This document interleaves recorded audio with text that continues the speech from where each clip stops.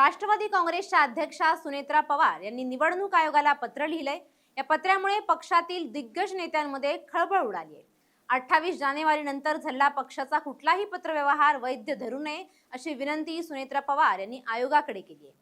अजित पवारांच्या निधनानंतर कुणाकडून आयोगाकडे पत्र गेलं असेल तर ते आता वैध धरू नये। राष्ट्रीय अध्यक्ष म्हणून यापुढे मी जो पत्रव्यवहार करेन तोच वैध धरावा असं सुनेत्रा पवारांनी आयोगाला कळवलंय।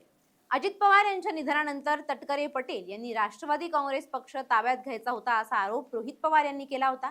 त्यानंतर लगेच सुनेत्रा पवार यांनी आयोगाला दिलेल्या पत्रामुळे राष्ट्रवादी काँग्रेसमधील वरिष्ठ नेते तटकरे आणि पटेल यांच्या वर्चस्वाला धक्का बसलाय का अशी चर्चा सुरू आहे।